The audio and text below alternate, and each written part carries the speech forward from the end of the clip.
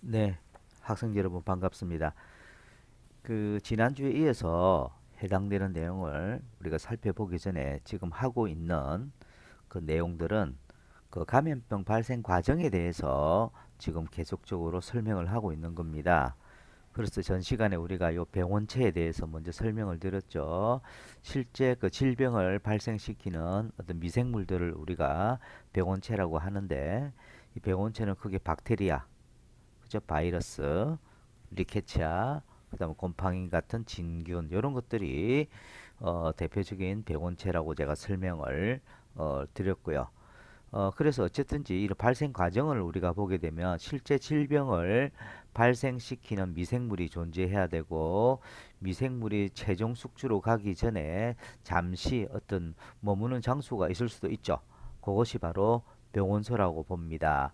그런 이 병원소에서 최종 목적지인 그 숙주까지 이르기 위해서 또 병원소에서 빠져나와야 되겠죠. 이런 부분을 우리가 탈출이라고 하고, 그 다음에 이제 이 나와 있는 이 중에 여러 가지 매개를 통해서 이제 전파가 될 겁니다. 전파가 되고 또 숙주로 침입해서 실질적으로 그 숙주에 감염병을 발생시키는 이러한 6개의 단계로서 감염병이 발생되어진다라는 것이죠. 그래서 뭐 이 병원체에는 여러 가지 감염력이라든지 병원성, 병독성에 대해서도 설명을 제가 드렸고요. 그 다음에 두 번째 단계인 병원소, 즉 다른 숙주로 전파될 때까지 잠깐 머무는 그런 장소를 우리가 병원소라고 했었죠. 이 병원소도 크게 우리가 인간 병원소, 동물 병원소, 토양 이렇게 세 가지로 우리가 나누게 됩니다.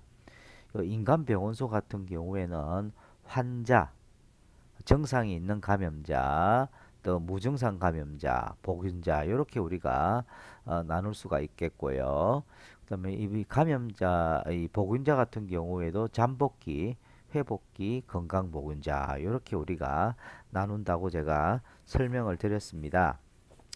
그 다음에 이제 동물병원소. 이 동물병원소에 의해서 감염이 될 때는 우리가 인수공통감염병이라고 한다고 했습니다.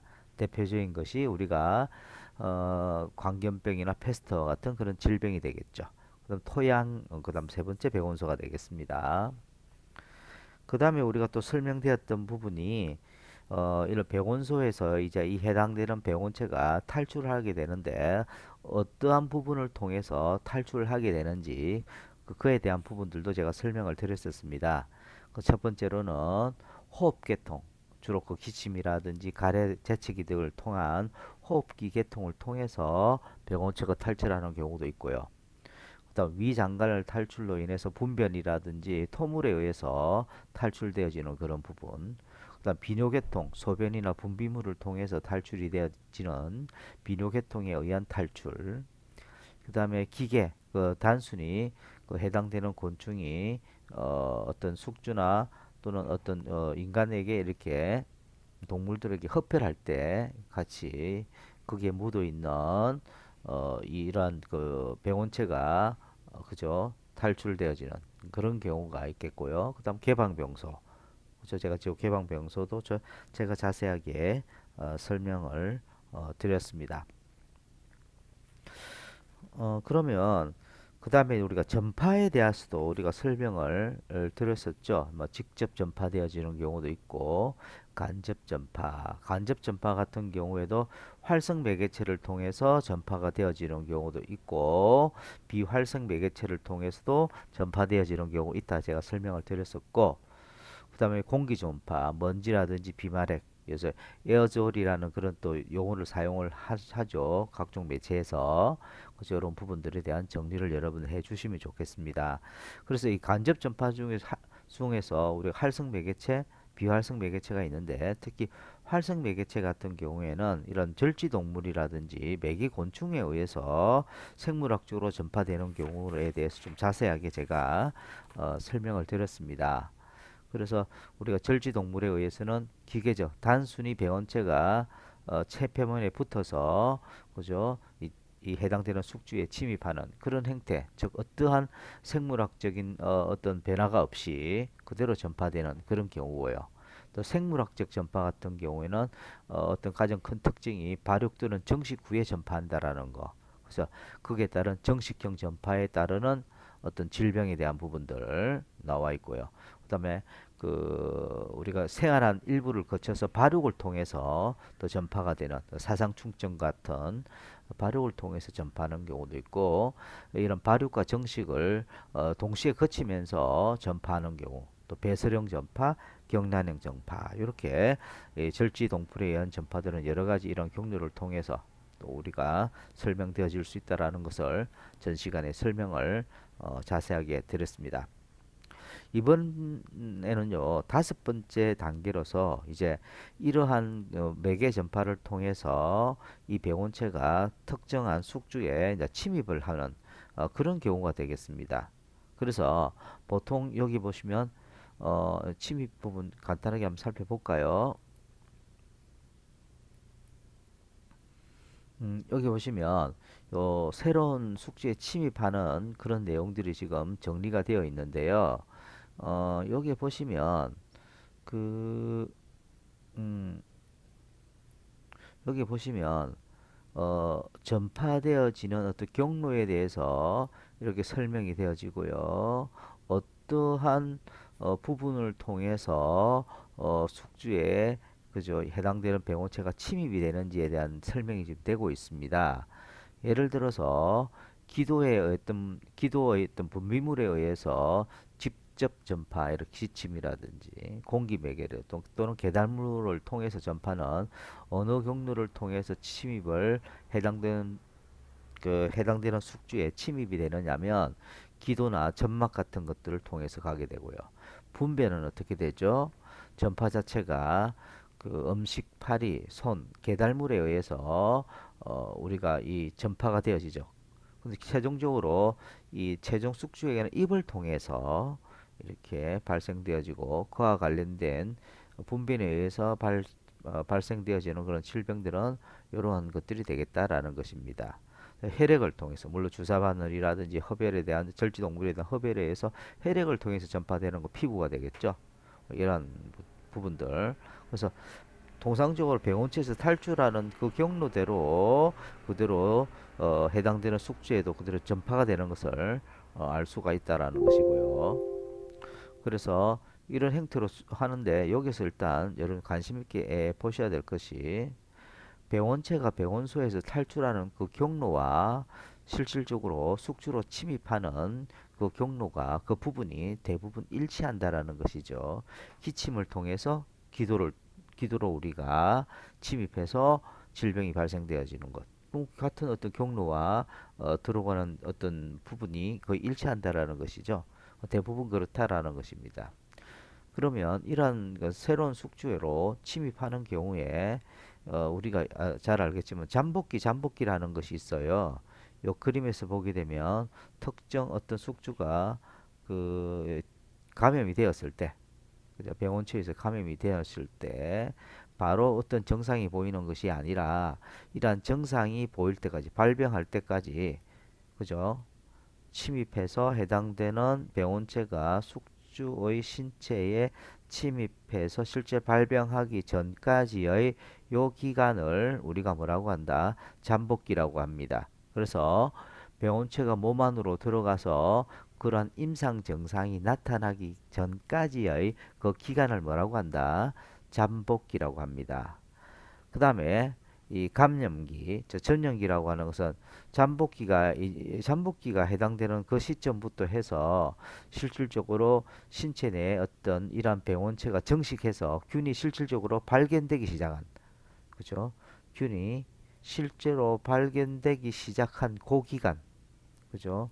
그 기간을 우리가 감염 기간 또는 전염 기간이라고 이야기를 합니다. 그래서 잠복기에 있는 해당부터 임상 증상이 나타나는, 즉 임상 증상이 나타난다는 것은 실제로 균이 발견되어지는 그런 기간이 되겠죠.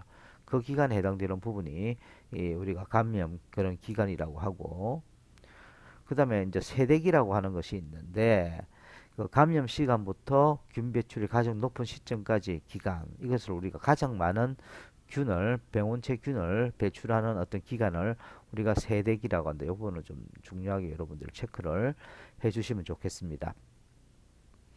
어, 여러분들 그 이번에 그 코로나 발생이 되면서 부산에서 발생이 되었던 어떤 클럽에서 발생되어서 문제가 되었던 그 사건과 여러분 이태원에서 발생되어졌던 그 사건은 차이가 있다 있습니다. 그 차이가 뭐냐면 부산에서 발생되어진 그 사건 같은 경우는 해당 그 감염을 시킨 그 사람이 요 세대기에 해당이 되지 않고 아마 이 잠복기라든지 이런 부분에 속해 있기 때문에 균의 배출이 얼마 되지 않다 이렇게 우리가 이야기를 할 수가 있겠습니다. 그래서 많은 어떤 발생이 되지 않았다 이렇게 우리가 볼 수가 있는 반면에 지금 이태원에 있는 그런 클럽에서의 어떤 발생되어졌던 그 부분은 이미 그 당사자가 이 세대기에 있었던 것 같아요.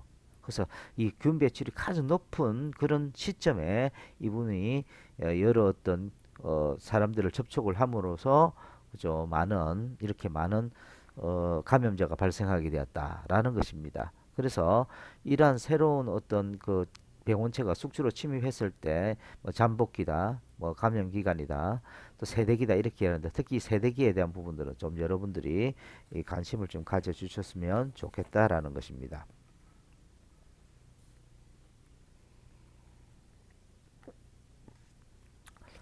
그 다음에 우리가 우리 실질적으로 우리가 해당되는 병원체가 숙주에 이렇게 침입을 했을 때, 그죠? 예를 들어서 여러분 한 여름에 보시게 되면 똑같이 회를 먹었는데 어떤 사람은 바로 예를 들어서